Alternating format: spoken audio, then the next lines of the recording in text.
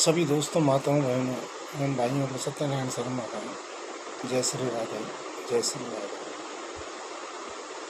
दोस्तों, आज अपन बात करने जा रहे हैं कि दुर्भाग्य हर मनुष्य के साथ में कहीं न कहीं जुड़ा हुआ होता है और उस दुर्भाग्य का निराकरण में श्राद्ध कर्म की बहुत बड़ी भूमिका होती है, बहुत बड़ी उपयोगिता होती है। दुर्भाग्य के निराकरण के अंदर मनुष्य दुख पाता रहता है, परंतु उसे पता नहीं रहता है कि किस प्रकार से किस चीज़ का निवारण कैसे हो।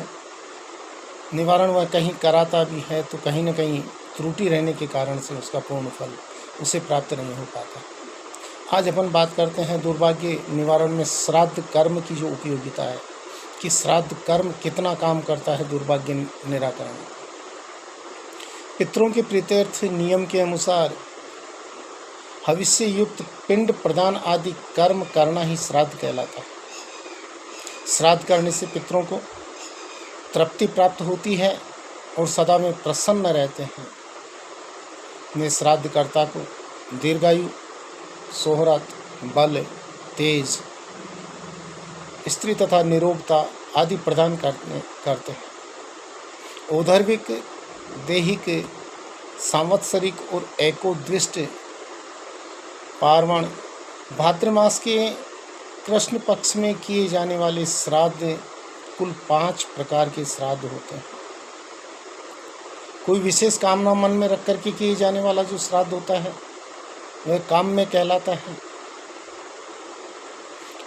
नारायण बलि, नाग बलि एवं त्रिपंडी, ये 3 प्रकार के जो श्राद्ध हैं, ये तीनों काम में श्राद्ध के नाम से कहलाते हैं, क्योंकि इसमें हमारी सब कामनाएं होती है इसमें कि ये कार्य इस प्रकार से सफल हो। कामनाएं होती है, जिसमें कामनाएं होती है वो काम में श्राद्ध कहलाता है। पितृ ही अपनी कुल की रक्षा करते हैं, इसीलिए श्राद्ध करके उन्हें संतुष्ट किया जाता है, ऐसा शास्त्र कहते हैं। जिस घर परिवार के पितृ खुश रहते हैं उस परिवार में कभी कष्ट नहीं आते हैं। संतान की प्राप्ति कराने में पितरों का बहुत बड़ा योगदान होता है। पितृ श्राप के कारण से भी संतान प्राप्ति नहीं हो पाती। औधर्वदेहिक, यह मृत का श्राद्ध है। जो व्यक्ति जिस तिथि को देह का त्याग करता है उसी तिथि को हर वर्ष उसका श्राद्ध किया जाता है। उसे सांवत्सरिक श्राद्ध भी कहा जाता है। भाद्र पक्ष, कृष्ण पक्ष में महालय श्राद्ध किया जाता है। महालय श्राद्ध को पार्वण श्राद्ध भी कहा जाता है, अर्थात भाद्रपद मास के अंदर जिस तिथि का श्राद्ध किस तिथि को किया जाना चाहिए, अर्थात जो व्यक्ति जिस तिथि को प्राणों का त्याग करता है उसी तिथि को मनुष्य को लेना चाहिए। मध्याह्न के समय पे जो तिथि होती है वही तिथि मानने कही गई है। तीर्थ क्षेत्र में जो श्राद्ध किया जाता है उसे तीर्थ श्राद्ध के नाम से जाना जाता है। त्रिपिंडी श्राद्ध, त्रिपिंडी श्राद्ध को एकोद्दिष्ट श्राद्ध भी कहा जाता है। त्रिपिंडी श्राद्ध काम्य श्राद्ध है।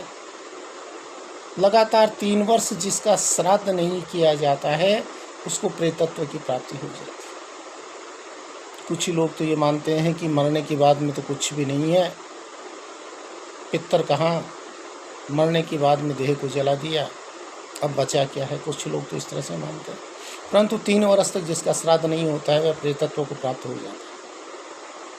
अमावस्या वैसे पितरों की तारीख मानी जाती है। इस दिन श्राद्ध करें। नवरात्रा भाद्रपद कृष्ण पक्ष में पितृतिथि के दिन त्रिपिंडी श्राद्ध नहीं करना चाहिए। कब कब? नवरात्रा, भाद्रपद कृष्ण पक्ष और पितृतिथि के दिन त्रिपिंडी श्राद्ध नहीं होता है। इनमें त्याग कर देना चाहिए। त्रिपिंडी श्राद्ध अगर करवाना हो तो इन तिथियों का त्याग कर देना चाहिए। त्रिपिंडी श्राद्ध कब करें, कहाँ करें, किस तरह से करें? भी श्रावण का महीना हो, कार्तिक का महीना हो, पौष, माघ और फागुन का महीना हो, वैशाख का महीना हो, इनमें से किसी भी महीने की शुक्ल तथा कृष्ण पक्ष की जो पंचमी तिथि है, अष्टमी एकादशी, त्रयोदशी, चतुर्दशी, अमावस्या, इन तिथियों में से किसी भी तारीख को त्रिपिंडी श्राद्ध किया जाना शास्त्र सम्मत है, अर्थात इसका पूर्ण फल मिलता है। इन्हीं तिथियों को त्रिपिंडी श्राद्ध होना चाहिए। आमतौर पर 16 सितंबर से 15 नवंबर तक की जो काला अवधि में सूर्य ग्रह कन्या तथा तुला राशि में जब भ्रमण करता है, इस काला अवधि में पितरों का पृथ्वी पर निवास रहता है। कब? 16 सितंबर से 15 नवंबर का जो काला अवधि का समय है, इस समय के ऊपर सूर्य कन्या तथा तुला राशि के अंदर प्रवेश करता है और ऐसे समय के ऊपर पितरों का पृथ्वी के ऊपर निवास रहता है। इसीलिए इस काला अवधि के अंदर भी अगर अपन करना चाहें तो इस काला अवधि के अंदर भी अपन पितरों से संबंधित जो है त्रिपिंडी श्राद्ध आदि का जो कार्य है वह कार्य मनुष्य को करना चाहिए। त्रिपिंडी श्राद्ध आदि का उत्तम कहा गया है इस समय को। लेकिन अधिक परेशानी के कारण से अगर कोई अधिक समस्या हो तो फिर त्रिपिंडी श्राद्ध ग्रंथ के अनुसार मनुष्य को कर लेनी चाहिए। त्रिपिंडी श्राद्ध नासिक जो महाराष्ट्र में है, वहाँ पर शंकर जी के पवित्र तीर्थ स्थान के ऊपर जाकर के करें। त्रिपिंडी त्र्यंबकेश्वर में कभी भी किया जा सकता है, उसके लिए कोई निश्चित समय नहीं है। त्र्यंबकेश्वर में अगर कोई जाकर के करते हैं तो ये शास्त्र सम्मत है ये वाली बात भी। कालिदास जी की रघुवंश काव्य में भी त्र्यंबकेश्वर को महेश्वर का ही नाम दिया गया है। रघुवंश काव्य के अंदर साफ लिखा है कि त्र्यंबकेश्वर है वो महेश्वर ही है। हे त्र्यंबकेश्वर, जो भी हमें प्रेत रूप में ऐसे है यातनाएं पीड़ाएं प्राप्त हो रही हैं, उन सभी पीड़ाओं का आप नाश कर दें। त्र्यंबकेश्वर में जाकर के वहाँ इस तरह से प्रार्थना की जाती है। त्र्यंबकेश्वर स्थित कुशावर्त तीर्थ के पास में अश्वत्थ के पेड़ के नीचे करपादीश्वर का एक मंदिर है। उस करपादिकेश्वर के सानिध्य में त्रिपिंडी श्राद्ध करने से अधिक लाभ की प्राप्ति होती है। त्र्यंबकेश्वर से 6 किलोमीटर के फासले पर पिशाच विमोचन एक तीर्थ है। पिशाच विमोचन एक तीर्थ है, वहाँ से 6 किलोमीटर दूर जाएंगे तो वहाँ पर त्रिपिंडी श्राद्ध करने से पिशाच संबंधी जो बाधाएं होती है, प्रेत बाधा, पिशाच संबंधित जो बाधाएं होती है वह अवश्य दूर हो जाती है। यह बिल्कुल सिद्ध प्रयोग है कि त्र्यंबकेश्वर से 6 किलोमीटर की दूरी के ऊपर वहाँ पर जो पिशाच विमोचन तीर्थ है, वहाँ पर जाकर के अगर त्रिपिंडी श्राद्ध किया जाए तो पिशाच से संबंधित जो भी बाधा है वह बाधा मनुष्य की दूर हो जाती है। त्रिपिंडी श्राद्ध में तीर्थ श्राद्ध दोनों अगर एक साथ हो तो पहले त्रिपिंडी श्राद्ध कर देना चाहिए, उसके बाद में तीर्थ श्राद्ध करना चाहिए। अंतरिक्ष में वास्तव्य करने वाले पिशाच रजोगुणी और वायुमंडल पर वास्तव्य करने वाले पिशाच सत्वगुणी होते हैं। इन तीनों प्रकार की प्रेत योनि की पिशाच पीड़ा त्रिपिंडी श्राद्ध करने से नष्ट हो जाती है।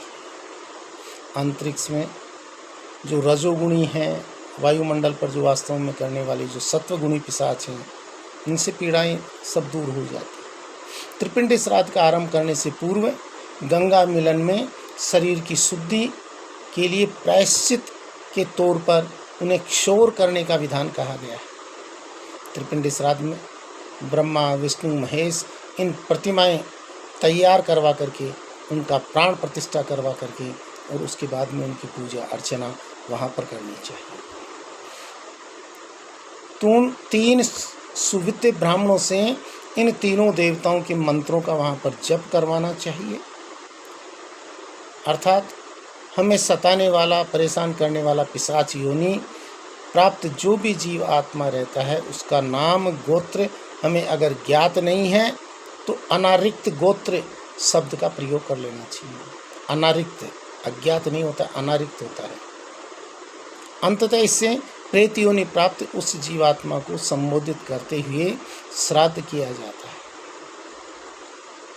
जो तिल चावल आदि के पिंड बना करके, 3 पिंड बना करके उसमें शक्कर घी आदि उसमें जो भी है वो उसमें मिला करके उसे तैयार किया जाता है। जौ का पिंड समंत्रक एवं सात्विक होता है जौ का पिंड, परंतु वासना के साथ प्रेत योनि में गए जीवात्मा का यह पिंड दिया जाता है। चावल के आटे से बना हुआ पिंड रजोगुणी हो जाता है। प्रेत योनि में गए हुए जीवात्मा को रजोगुणी पिंड प्रदान किया जाता है, जो चावल के आटे का बनाया जाता है, उसे रजोगुणी की संज्ञा प्रदान की गई है। इन तीनों पिंडों का पूजन करके उसके बाद में पूजा अर्चना करें, फल आदि अर्घ आदि उन्हें प्रदान करें। कुलवंश को पीड़ा देने वाले प्रेत योनि को प्राप्त जीवात्माओं की इस श्राद्ध कर्म से तृप्ति हो और सद्गति प्राप्त हो, ऐसी प्रार्थना करनी चाहिए और उनके निमित्त चांदी, गाय, चावल, जो तिल आदि उनके निमित्त प्रदान करनी चाहिए। स्त्री को वहाँ भोजन कराना चाहिए, सौभाग्यवती को स्त्री मिल जाए। इस प्रकार से इस त्रिपिंडी श्राद्ध को करना चाहिए। त्रिपिंडी श्राद्ध इस तरह होता है। नंदी श्राद्ध जो किया जाता है उसके भी कुछ नियम होते हैं। नांदी श्राद्ध करने की जो नियम हैं वो इस प्रकार से कहे गए हैं कि नांदी श्राद्ध की जो नियम हैं नांदी श्राद्ध करने के, उन नांदी श्राद्ध के नियमों में युग्म ब्राह्मण, युग्म कुशा, युग्म दर्भ और प्रत्येक वस्तु युग्म रूप में लेनी चाहिए। 2 होती है, एक नहीं होती। ब्राह्मण भी 2 होते हैं। अगर नांदी श्राद्ध करवाया जाए तो अकेला ब्राह्मण कभी नहीं करवाता है नांदी श्राद्ध, 2 ब्राह्मण होने चाहिए। नांदी श्राद्ध में कुछ की जगह पर मूल रहित दर्भ ग्रहण करनी चाहिए। इसमें सब कर्म सव्य होकर के होता है। अपसव्य इसमें बिल्कुल नहीं होता है, सव्य होकर के इस काम को किया जाता है। इस श्राद्ध में स्वदा की जगह पर स्वाहा का प्रयोग होता है। नांदी श्राद्ध में कभी स्वदा का प्रयोग नहीं किया जाता। सर्वत्र उच्चारण के विषय में नाम गोत्र का उच्चारण नहीं किया जाता है। गोत्र की जगह पर कश्यप गोत्र और नाम की जगह पर नारायण नाम का उच्चारण होता है। गोत्र नाम का उच्चारण नांदी श्राद्ध में नहीं होता है। प्रथमा विभक्ति को अंत में लगा करके उसे संकल्प किया जाता है। इस श्राद्ध में पिंडों के विषय में दही, मधु, बैर, दाख, आंवला ये काम में लिए जाते हैं। इस कार्य में यजमान को उत्तराभिमुख करके बिठाया जाता है। ब्राह्मण पूर्वाभिमुख हो, यजमान पूर्वाभिमुख हो तो ब्राह्मण को उत्तर में मुख करके बैठना चाहिए। जब नांदी श्राद्ध का प्रयोग चलता है तो यजमान पत्नी को अपने पति के साथ में न बैठ करके अपने आसन से उठकर अन्यत्र दूर चला जाना चाहिए। नांदी श्राद्ध के समय पर पत्नी को पास में नहीं होना चाहिए। नांदी श्राद्ध में कपूर इत्यादि से आरती कभी नहीं की जाती है। कपूर काम में नहीं लिया जाता है जब नांदी श्राद्ध किया जाता है। नांदी श्राद्ध में पिता, दादा, परदादा, माता, नाना, परनाना इनको स्मरण किया जाता है, उन्हें श्रद्धांजलि दी जाती है। और इस वर्ग के जो नाना परनाना है जो भी हैं, इस वर्ग में जो जीवित व्यक्ति हैं जिनका पार्वण न हो, उस पार्वण के विषय का श्लोक एक देश न पड़े, अर्थात उनका पार्वण श्राद्ध नहीं होता है जो जीवित है। श्राद्ध का अंग रूप तर्पण भी इसमें नहीं किया जाता है। इस श्राद्ध में अपसव्य नहीं होता है। पितृ तीर्थ जल भी काम में नहीं लिया जाता है। तिल भी काम में नहीं आते हैं। इस श्राद्ध के अंदर तिलों का प्रयोग नहीं होता है। तीर्थों के जल का प्रयोग नहीं होता है। इस श्राद्ध में लाल पुष्पों की माला काम में नहीं ली जाती है। मालती, मल्लिका, केतकी आदि, कमल आदि है सुग्राह्य है, वो ले सकते हैं। इस श्राद्ध के बाद में पीपल पर जल चढ़ाना भी शुभ माना जाता है। पितरों को जल प्राप्त हो तो वह प्यासे नहीं रहते हैं। किसी धार्मिक स्थल पर पितरों के नाम का स्थान बनवाना भी उत्तम माना जाता है। नांदी श्राद्ध में ये चीज़ें, नांदी श्राद्ध की प्रयोग विधि क्या है? यदि यजमान पूर्वाभिमुख हो तो दक्षिण जानु दबा करके एक पात्र में उत्तर मुख वाले द्रव के चटों को स्थापित करें। स्वयं उत्तराभिमुख हो तो नांदी श्राद्ध की चट पूर्व मुख वाले स्थापित करें। विश्वदेवा के स्थान पर 2 सुपारियाँ, 2 दुर्वा की चट, 2 सुपारियाँ सपत्नीक पितृ पार्वण के स्थान पर, 2 सुपारियाँ सपत्नीक माता में है पार्वण के स्थान पर। इस तरह से 6 सुपारियाँ 6 कुसा की चट। नागरबेल के पान दोने या किसी पात्र में रखें, फिर यव हाथ में लेकर के चटों पर चढ़ाएं। इस प्रकार से इस कार्य को करना चाहिए। दोस्तों, पितरों से संबंधित जो कार्य है वो मैंने आपको बताया, शायद पसंद आया होगा आपको। इस चैनल को सब्सक्राइब और लाइक अवश्य करें, जिससे इस प्रकार की सभी जानकारियाँ आपको प्राप्त होती रहें। जय श्री राधे, जय श्री राधे।